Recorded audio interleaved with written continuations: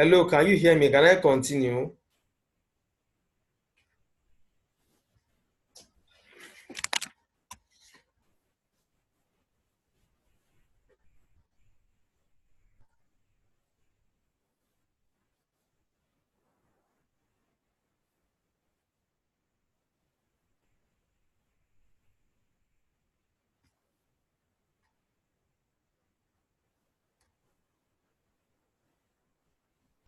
You can have two type of risk. So I said the best way to understand these two type of risk is to look at it this way. Whatever risk you cannot buy insurance for, it's under business risk, and whatever risk you can buy insurance for is under pure risk. So we say that in an organization you can insure a lot of things, from the machines to the vehicles to the life of people that are working there, to many things. But then there are few other things we cannot buy insurance for, such as sales projection and few other things like that. So that is the two broad category, the two broad types that we can put risk into in terms of business processes. We can look at them in terms of pure risk and then business risk. So that said, let's look at the risk tolerance and perspective. Now, this can be individual and this can be an organizational thing. So the first one we will talk about is risk averse. Risk averse is a mentality of risk avoidance. That is, it's an individual or an organization that seeks to avoid risk at every point in time. So that necessarily does not mean that they don't take risk at all. It means that they just try to avoid anything that has a level of uncertainty in it. So example of such thing is, when new technology comes out, when new machines comes out, this set of people or this set of organization are the last set of people to adopt such system, such technology, or such machinery, just to be sure that everybody else have done it, they have used it, they've given good report, good review before they get into such system. Now, so that's about risk averse. Risk seeker means that literally they look for risk. Doesn't mean that they look for risk literally, but it means that they have some level of higher risk appetite. So it means that, for example, there's a new technology, a new machinery, or a new way of doing things, especially if it's unproven. These are the set of people or organization that will jump in it first. Most of the time, they get burnt, they get to lose money and suffer some losses. But then, if it's going to work out where they get to also do great from it. So it is unlike the other parts that will be the last to adopt a new technology. Risk seeker tolerance are the people that will first, approach and implement such technology. So the third one is talking about risk neutral. Now, this set of organization or individual, they are neither seekers nor averse. They pick their risk tolerance based on situation. It is by situation. So their tolerance is based on situation. So in this particular situation, they can project the attribute of a risk averse, and then the next one they can project the attribute of a risk seeker. So we cannot say this is who they are until the next situation presents itself. So those are the three types of risk tolerance and perspectives that we have. So the next thing we need to look into is the we need to look at a few things, the risk trigger and a few other things. So let's quickly get to that.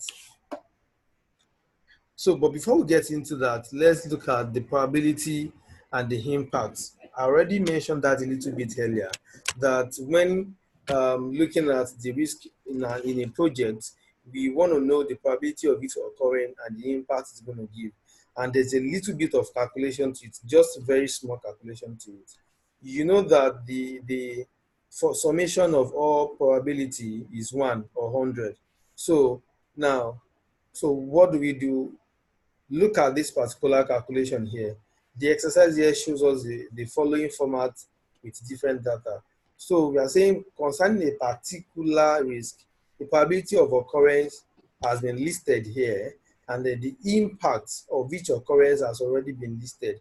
But before one gets to calculate at all, just to be sure that the question is correct, we need to sum all probabilities together. And then so if we sum 0.4 plus 0.3 plus 0.2 plus 0.1, we are going to get 1. That means this question we are dealing with is right.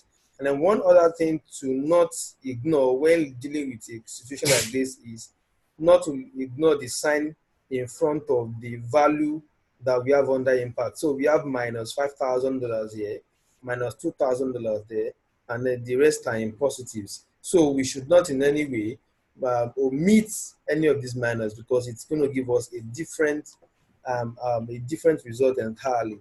So all we need to do is multiply the impact by the probability and eventually sum everything up. And that's going to give us the expected monetary value of the risk that we are expecting.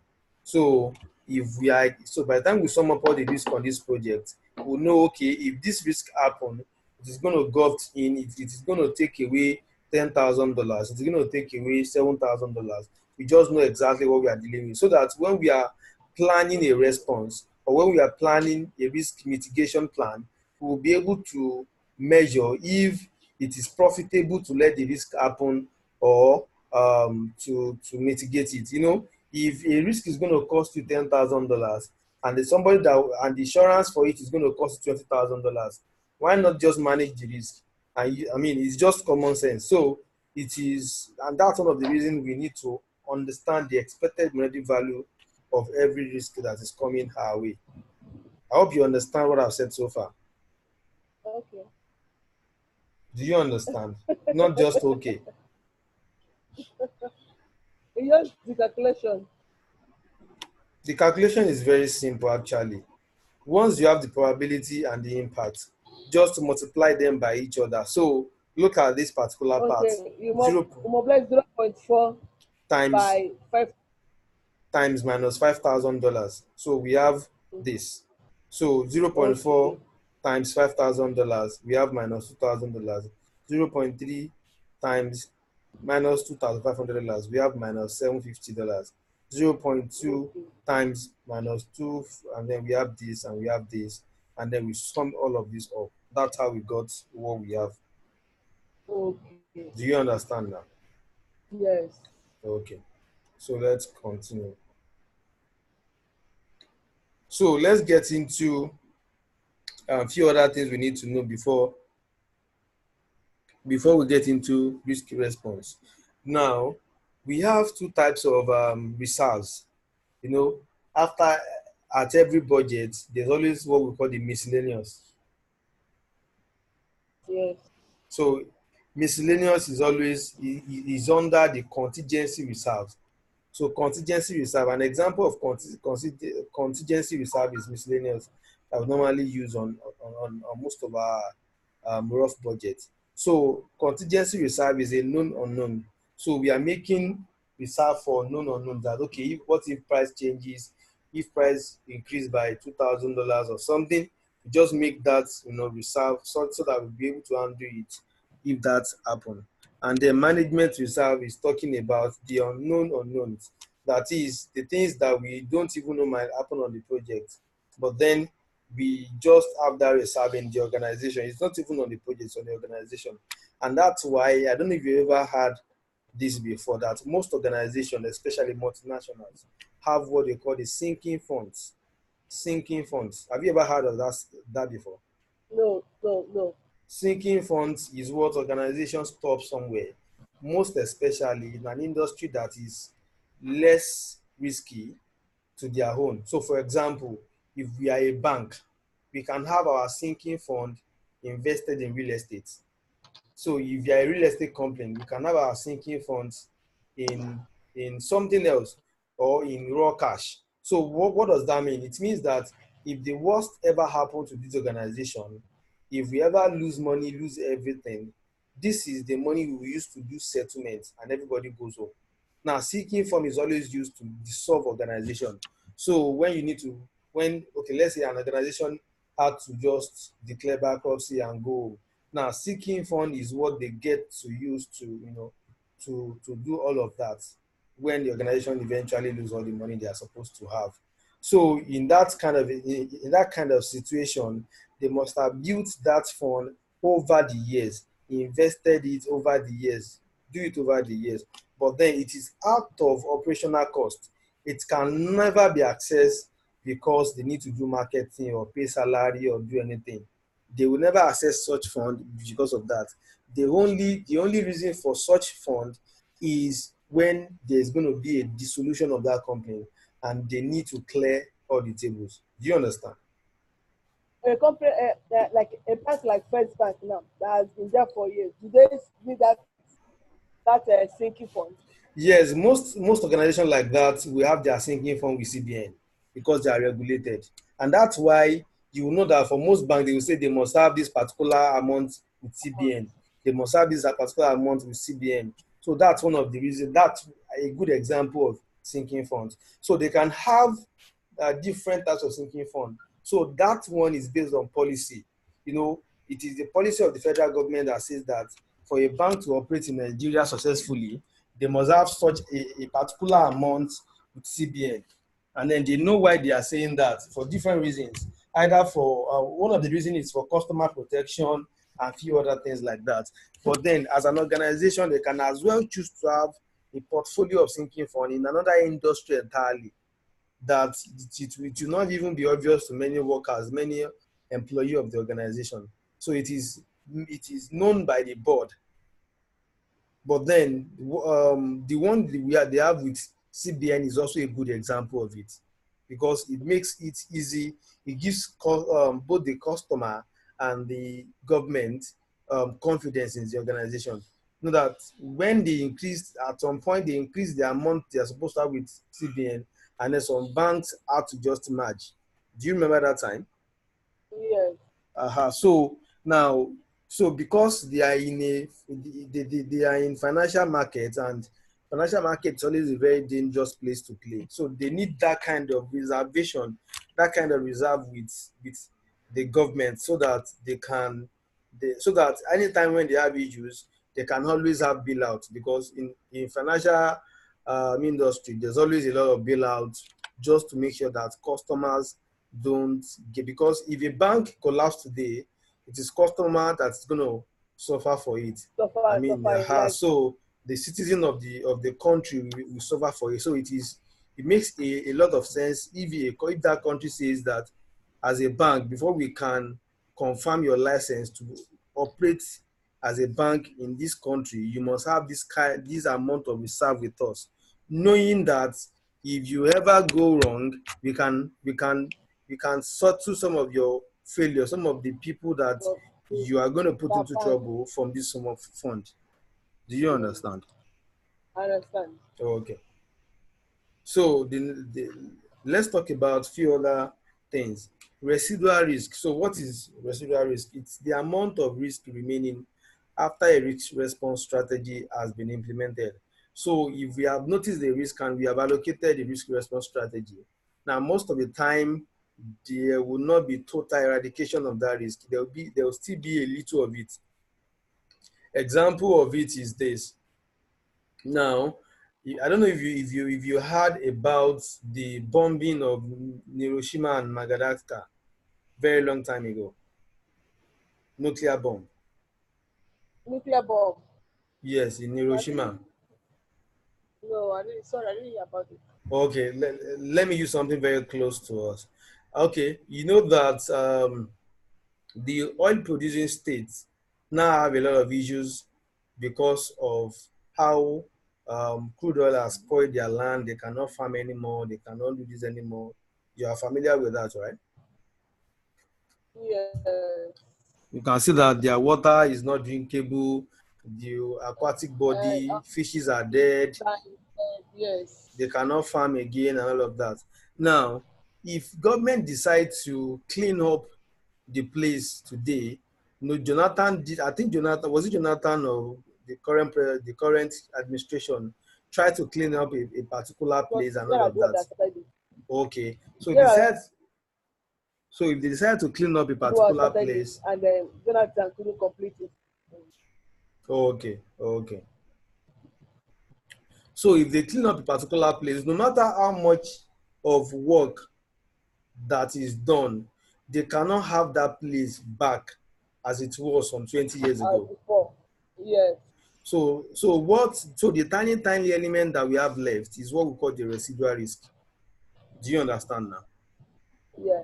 That is settled. So the second thing I'm going to talk about here is the secondary risk. Now, secondary risk happens when the response strategy you planned for a particular risk is could not fly. So maybe there was a jeopardy of the response strategy. So that is when we have a secondary risk. Okay.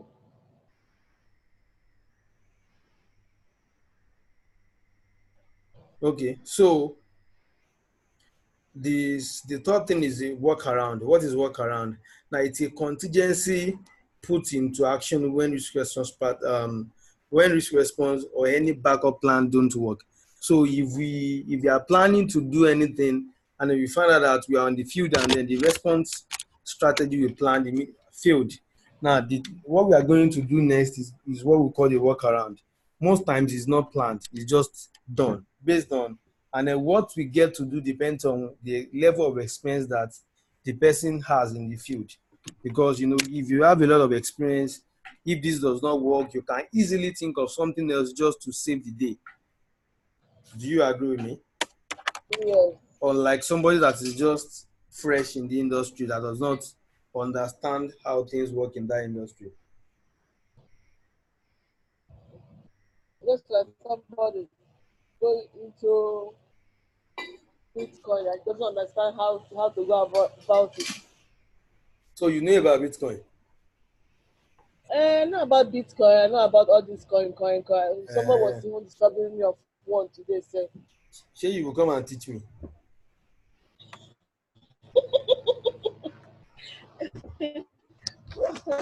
oh, then I told the person to wait. Too. No, I'm not ready. After MMM saga, I don't want to get myself involved with anything again. Should I give you an advice?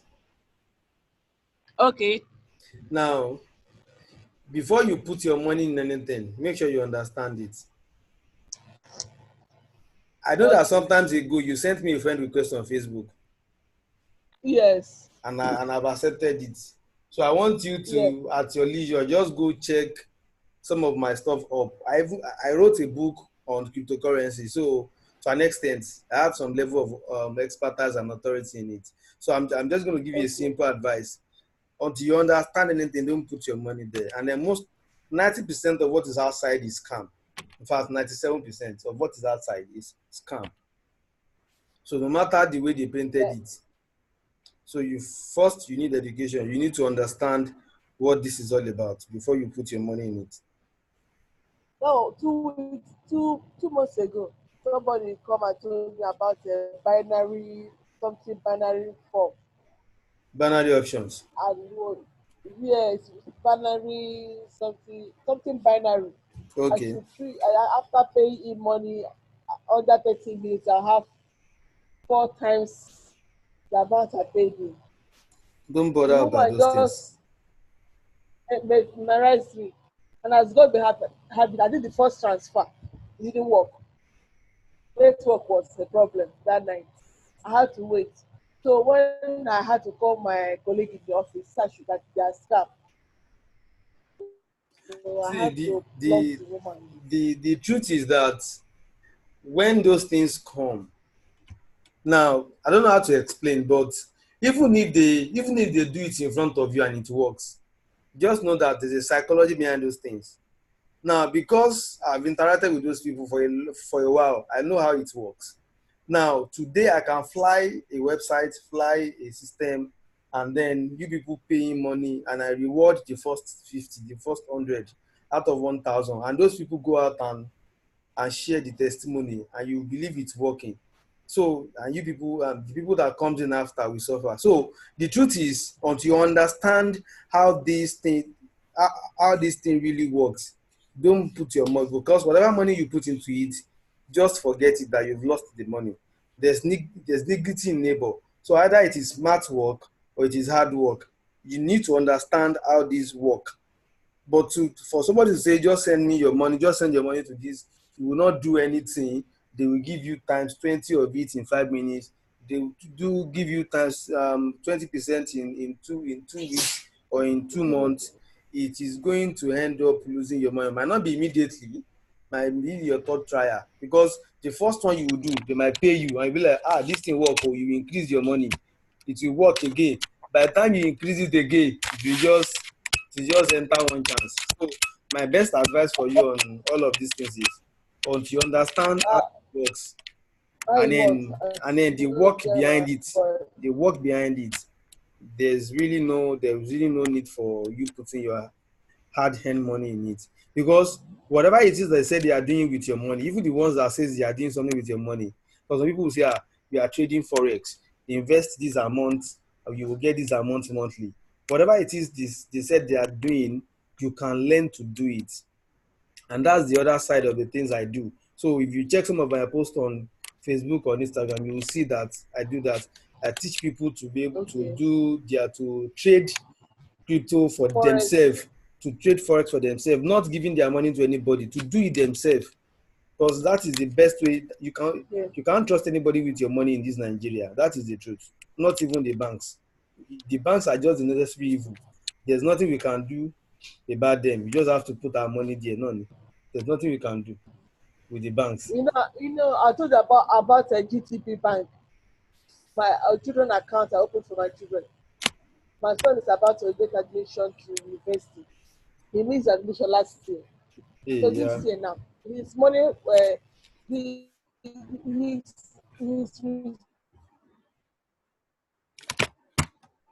I don't know how they had access to his password and they bought his results. He wanted to go to Ife because his father went to Ife.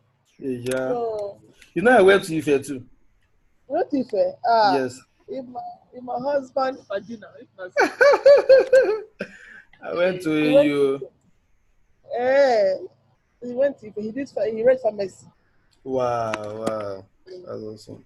That was in the 80s, so Of 82. course, I know now. I know it must be very long time He ago. graduated 82. He attended University of Ife. We attended OAU after the name has been changed, most likely. He doesn't like that OAU at all. He doesn't like hearing that. Of course, that's the way they do it now. People that attended Ife, that attended University of Ife, they don't like the fact that In the the name 80s, was changed to OAU. The same way that he, people that attended Unilag did not support when government wanted to change it to Maulag.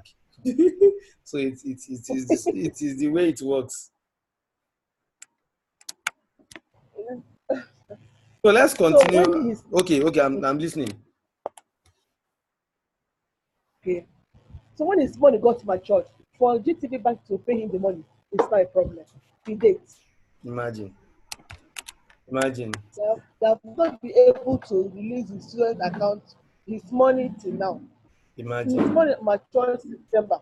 This is November now. They have not paid him that money. imagine. And then that is what we call legalized scam. Because now you cannot arrest them, you cannot sue them, you cannot do anything. They have the license to legally scam people because they are the backing of the government. But if it is an individual that does that, I mean, the government will prosecute that kind of person. Yes. And that's why I'm saying that the only person you can trust with your money is yourself. And then until you have enough information and education, you can't even trust yourself with it, because Yeah. some of us, the only thing we know how to do is to spend. We don't know how to make or manage or multiply money. Let's not even turn this discussion to money, because that's another. In fact, that's my first Uh, passion. Project management is just okay. is even second or third passion. Serious. Money making, management, and saving is my first passion, and that's why I wrote a book and many other things I do are around that space. It's like I'll call for that particular lecture. No problem. Anytime. Uh, So let's continue. when So you said? I said, when do we stop? Risk management terms. Yes. I was talking about workaround. That was the last thing I said. Yes. So the next thing is the risk owner. Now, we were talking about pure risk and business risk. Now, we were talking about the risk you can buy insurance for and the risk you cannot buy insurance for. So when we talk about risk owner, one of the best way to effectively manage risk is to allocate the risk to an owner before the risk eventually happen. So if an organization is working on a project and they know that we might have oil spillage risk, so the best thing to do is to allocate that oil spillage risk to an expert to manage it, such that by the time that risk occur, they are not looking for who to fix it. They already told the people involved earlier before it started. So the people are already watching and then tracking to see if it's going to happen or not. A simpler example is this. When you buy a brand new car and you buy insurance for it, most likely the insurance company will come, install some hardware in your vehicle, do some tracking. Now, they are taking ownership of the risk such that if that car gets snatched or stolen, they are responsible for finding it or buying you another one, depending on the terms. So, Okay. so imagine that. So not allocating risk to a risk owner is simply saying that I bought a car, I did not do anything. So when it got when it got into accident or got snatched or got stolen or something, that's when I was now calling an insurance company. They will most likely not answer me. They will not listen to me because we do not have an existing agreement.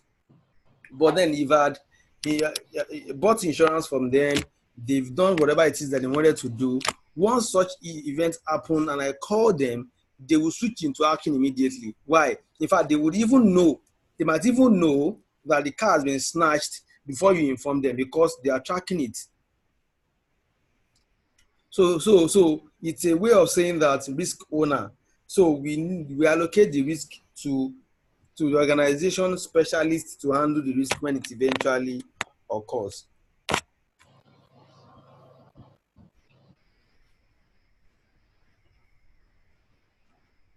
So the next thing we are going to get into is the risk response. So since we already established that we have two types of risk, we have the positive risk and then we have the Your negative risk.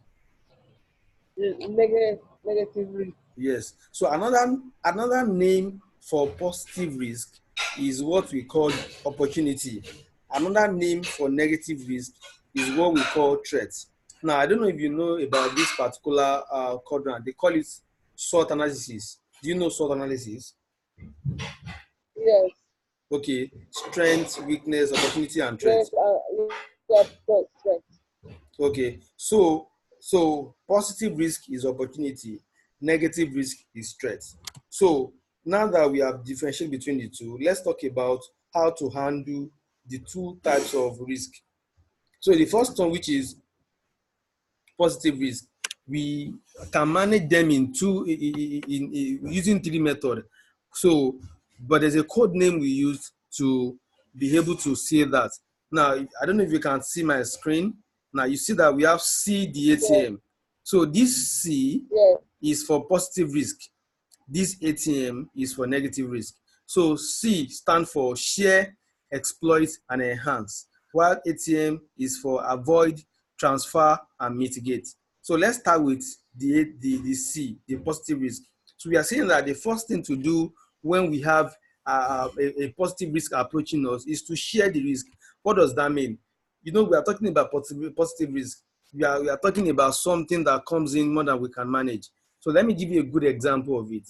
Sometimes ago, years, almost a decade and a half ago or so, I was working in a factory. I was working with a fruit producing factory. I don't know if you've seen any fruit juice from Fuman before. Human. Hello? I think Fum- something yes. like drink. Fuman. It looks more like it looks Human. Yes, it looks exactly like Farmic Tampico, that 1 liter Tampico.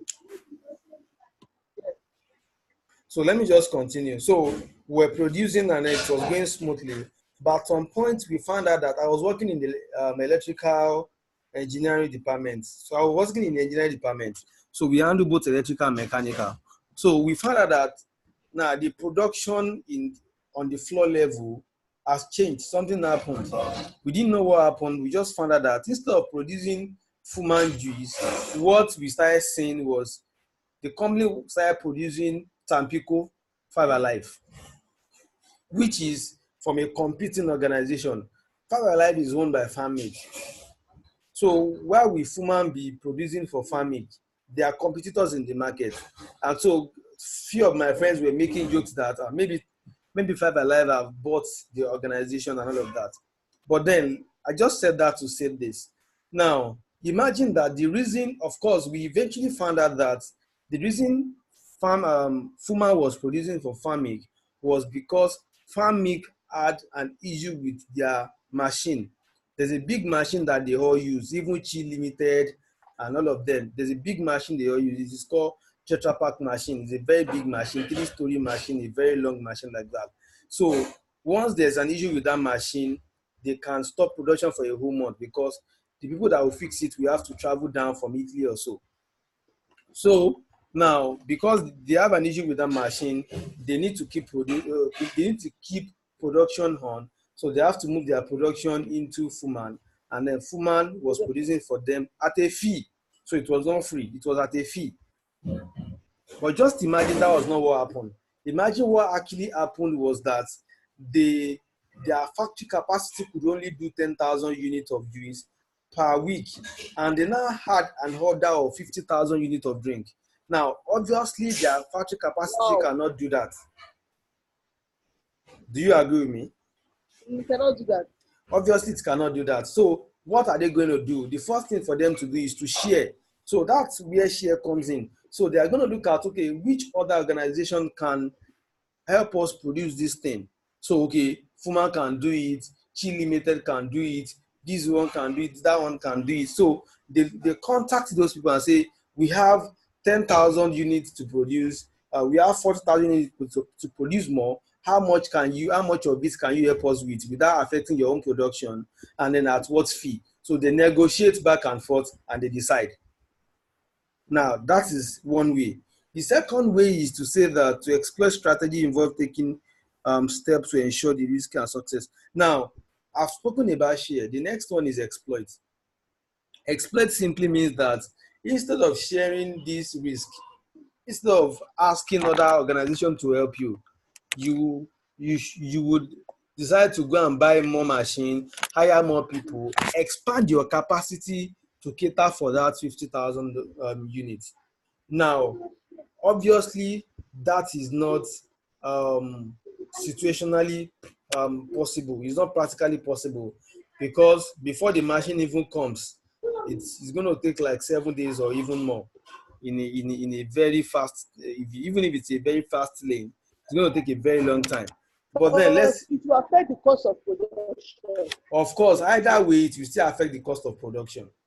Either you share it or you exploit it will still affect the cost of production. But the cost of production that will be affected is just different. Because if you share, you're just going to pay those organizations that helped you with the production some amount for producing.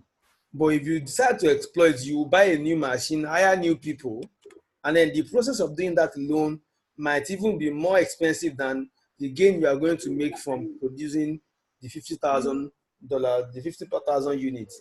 But that is not even the greatest undoing of exploit.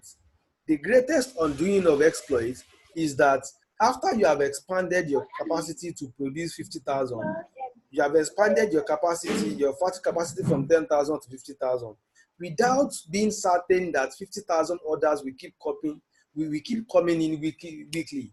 Now, by next week, when your order drops to like 10,000 or 15,000 or 12,000, what will you make use?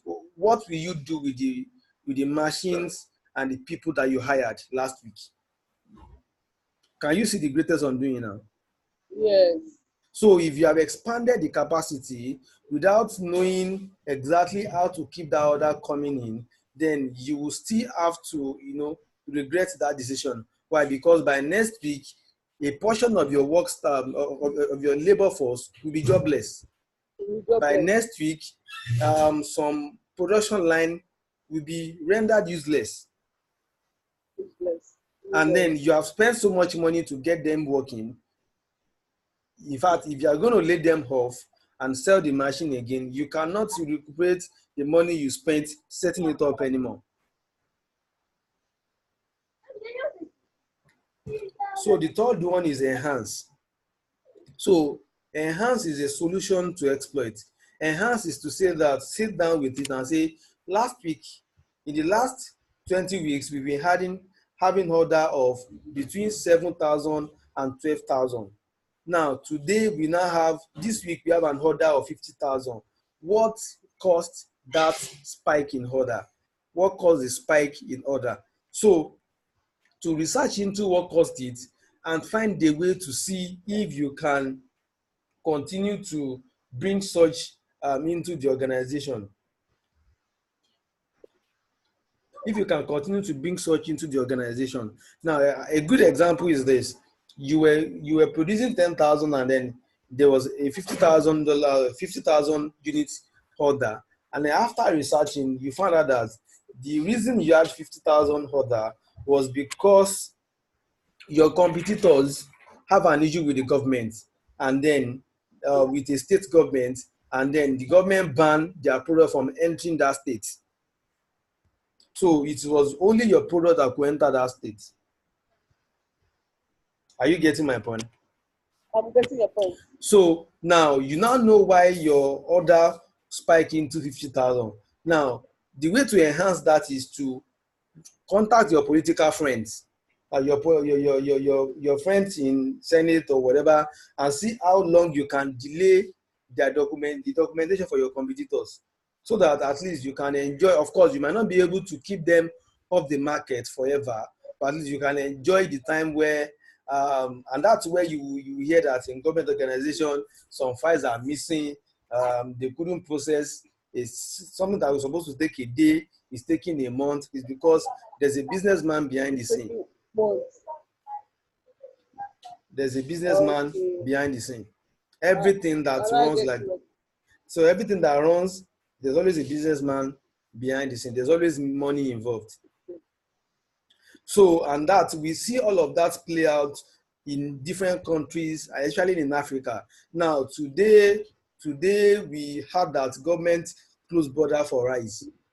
Of course, what I'm saying is not I'm not an authority in government policies, so I cannot say if it is right or wrong. But we have that as a citizen, we are all concerned. We have that government closed the border for rice, and the price for rice went up so crazily. And then a few days after, Aliko Dangote came out and said Nigeria will soon be exporting rice. And then somebody said, now we know why government closed the border, because Aliko Dangote is entering production. So what does that mean? So if the border is still open, if we can still eat imported rice, Aliko will not sell as much as they wanted to sell. So we need to close the border for him to be able to sell. So there are different intricacies and different conditions and different flavor to all of these things. But then I just hope you understand the basic principle here. Do you understand the basic things here? Yes, one man meets another man poison.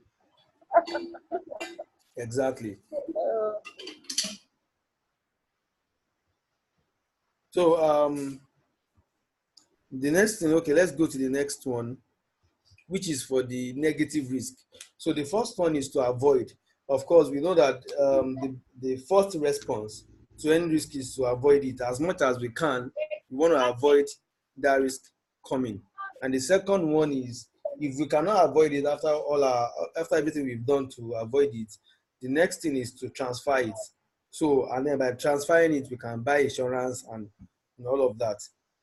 And then for risk that we cannot transfer because of different things that might be responsible for it, what do we do with it?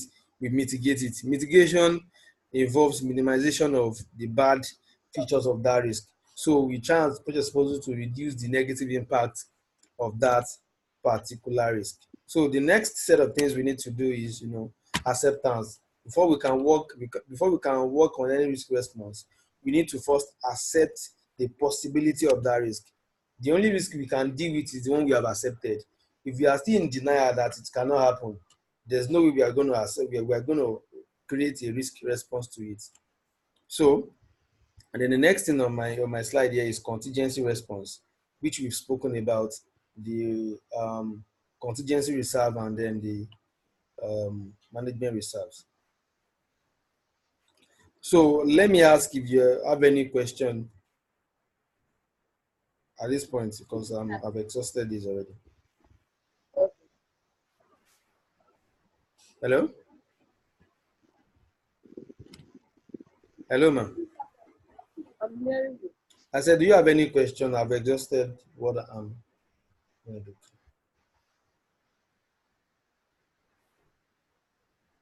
Yes, it's on this. It's on the risk management sense, or the management reserve.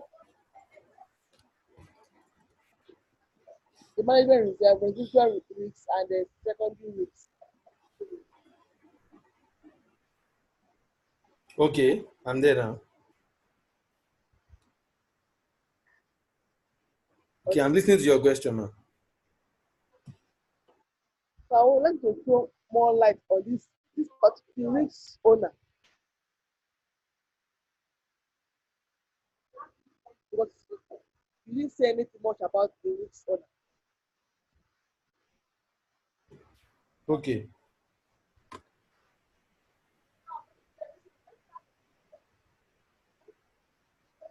Okay, I spoke about the risk owner, but let me go over it again.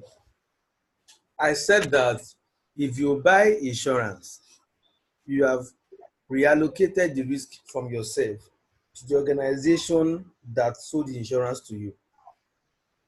So that is on a personal level. But if you do on a business to business basis, so if a business want to insure some things, they are going to deal with insurance company that is specialized in that area. And then and once that is done, they have moved the ownership of that risk to the people or the organization they bought insurance from. So, and how does that help us to manage risk? Now, most of the time, when risk is not quickly managed or quickly confronted, it goes. I mean, the negative impact increase speedily. So it is important that before risk ever happen, we are prepared to undo it. And how well can we be prepared to undo it if we have not allocated it to the people that are experts in that field? So I was asked, that was where I was stating the example of saying that I bought a brand new car and then I spoke to an insurance firm. So they were already prepared to manage any risk that happened on that car. So they would install their tracker, do everything they can do to make sure that in the case of theft or robbery or whatever it is, they can always track and retrieve what is going to happen. So retrieving it is one thing. Buying another one for you is another thing, depending on your terms. So the money they collected from you as your insurance money, they didn't just keep it somewhere. No, they didn't just keep it somewhere. They probably put it in an investment to be able to generate enough for them such that at any point in time you place a demand on that insurance terms and condition, they'll have enough money to be able to meet that agreement that they had with you. So depending on your terms, there's this third party insurance that is nothing. But then when we talk about real insurance that we are talking about, the conditions could be that they are going to take 50% of how much the market value of that particular car. There are some cars. But this Uh, is I'm listening. this insurance I'm talking about, are they here in Nigeria? Because the one I know of, this insurance, you go to the local government, they just give you insurance, whatever. And No, you don't go to local government for such insurance. So there are a lot of insurance companies in Nigeria today, and insurance is one of the biggest industry in the world. Apart from, I mean, they are very close to the banking industry. So most banks even have an insurance house. So GTB has GTB, GTB has GT Assure. I don't know if you heard of GT Assure before. now, So GT Assure is the insurance arm of GTB Bank. And then so there's a lot of them. There's a so lot which of one? them.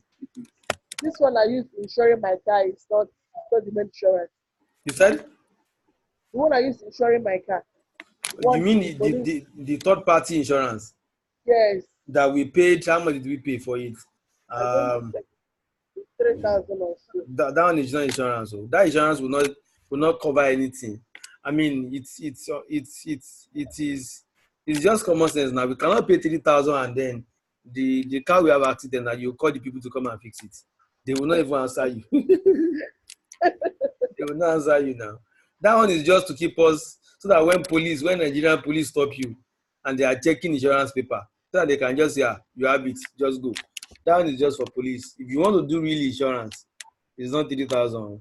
You have to talk to a real insurance firm, and they are all around.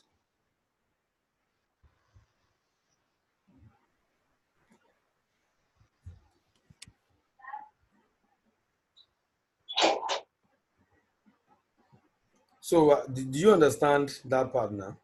Yes, I understand. Okay. Any other question? No other question. Okay. My children I just distracted. I understand.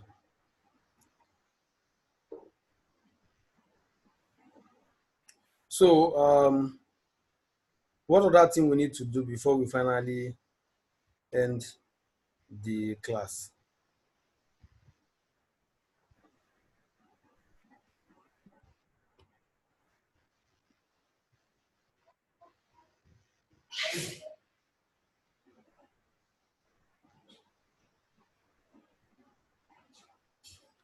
Hello, ma'am. I'm hearing you. I said, what other thing do you want us to do before we finally end the class? Okay, today's class, we will this be the only lecture we have on risk management. This is all we will do on risk management. Risk management has no Oh, software attached to it that we would go and do. okay. Okay. Now on that the assignment I did on scheduling and Okay, process scheduling. okay, In fact, we need to go back here and physically to it again. And okay. especially be much more conversant with it. You said? I mean the assignment I did on which scheduling. I heard that part, yes. Yes. I didn't hear the Yeah, last part I of what don't you were know saying. if we could if we could go back to it and let me get conversant with this planning, budget and scheduling planning. Okay, now basically, we can do that. But then I know you want to use this pair scheduling for your work. I mean, at work, right? Yes. Now, Yes, I'll be using it in my office. do you have a typical example of what you want to use this for at work? Let's use that as an example so that you can learn how to do that, not You know, just in my random. office now, I Mhm. want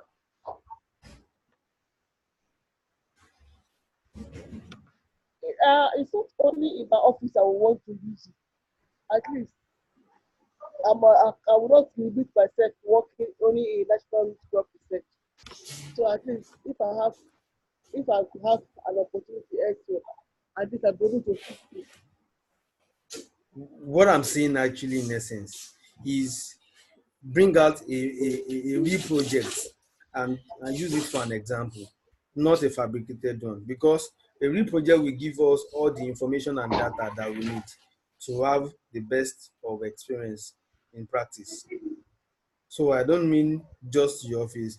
If you can get, I mean, that's why I was saying that if you have a real project in the office that you can work on, and then the two videos I already recorded with you on the software and the ones I sent to you is more than enough for you to understand. Because if you review it every day, if I review your assignment with you every day and you don't do anything afterward, if you don't use it yourself, it will still not stay. So the bulk of the work now is with you, because I can show you this is what you will press, what you will press, and you will think you know it. But when you open the chat, the software tomorrow, I mean, you'll be surprised that where did you press again? So what you need now is you have gotten the information. What you need now is practice to make it stay with you. And then So that would only, you said? can I have the recording of this particular lecture now? This particular one, yes. I'm going to send it Yes. to you. Okay. I'm going to send this to you. So my lecture with you is over. Yes. I want to thank you very much for the lecture and the words. I hope I will be communicating with you. If there's anything, I can call you and ask you some questions. Of course, anytime. Okay, thank you very much. God bless you. I'll not Amen. stop off and say that I'm cheap. Okay, it's okay. Let me go first him and his wahala. It's okay. So thank you so much for your time over the weeks and over the days. And then Okay. let me appreciate your children too for the part they played. For distracting me. For the part they played from the very first class. Because I remember that the first class also happened in your house. Yes. So they were part of it from the beginning to the end. Let me say a special thank you to them. Okay. Thank Okay, you. man. So I will send you this video as soon as it's uploaded. Okay. Thank you. Okay. Have a good night. I